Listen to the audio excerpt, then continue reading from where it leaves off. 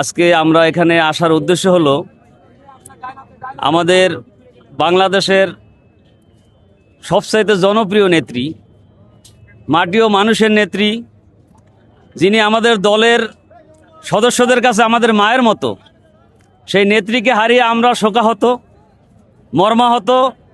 দীর্ঘদিন আমরা শোকে কাতর ছিলাম। আজকে আমরা এই সংগঠনের পক্ষ থেকে আমরা উদ্যোগ নিয়েছি যে আমরা সেই মায়ের কবর জিয়ারত করব।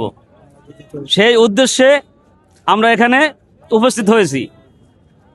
এবং বাংলাদেশ জাতীয়তাবাদী রিক্সা ভ্যান অটো চালক দল, আপনারা জানেন গত 13ই জানুয়ারি আমাদের বিএনপির সম্মানিত চেয়ারম্যান আমাদেরকে গুলশান কার্যালয় ডেকে আমাদের সাথে মত বিনিময় সভা করেছেন।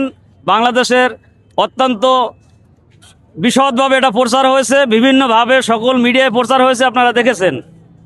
অতএব আমাদের সম্মানিত চেয়ারম্যান আমাদেরকে এতটা মূল্যায়ন করেছেন রিক্সা ভ্যান অটো চালক দলের সদস্যদেরকে, যা সারা বিশ্ব এটা নিয়ে আলোচনা করতেছে আমাদের সারা দেশে।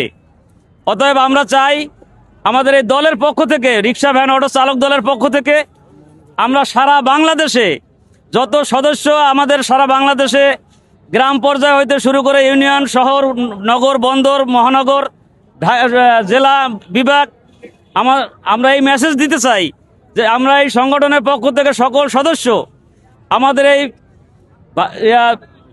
বিএনপির চেয়ারম্যান জনাব তারেক রহমানকে এদেশের রাষ্ট্রনায়ক হিসেবে আমরা দেখতে চাই এবং এই লক্ষ্যে আমরা কাজ করতে চাই। এবং আগামীতে যদি বাংলাদেশে আমরা কোনো ভালো নেতার দিকে তাকাই, তাহলে আমরা যদি ভালো নেতা দেখতে চাই তাহলে আমাদের তাকাতে হবে তারেক রহমানের দিকে। যেই নেতা যার কোনো তুলনা হয় না, যার মুখের কথা শুনলে একজন পাথরের মতো কঠিন মানুষও গলে যায়, যেটা আমরা সেদিন 13 তারিখে তার কার্যালয়ে বসে আমরা শুনে এসেছি। অতএব আমরা তার কথা এত আবেগ আপ্লুত হয়ে পড়েছিলাম সেদিন, যে এত বড় একজন নেতা আমাদের সাথে আলোচনা করেছে। অতএব আমাদের জীবন দিয়ে হলেও এই দলকে জয়যুক্ত করার জন্য আমরা মাঠে কাজ করব নির্বাচন পর্যন্ত, ইনশাআল্লাহ। ইনশাআল্লাহ আমাদের বিজয় নিশ্চিত। এবং আপনারাও দোয়া করবেন। উপস্থিত জনতার কাছে আমরা দোয়া চাই এবং সকলকে অনুরোধ করবো এই দলের পক্ষে কাজ করার জন্য।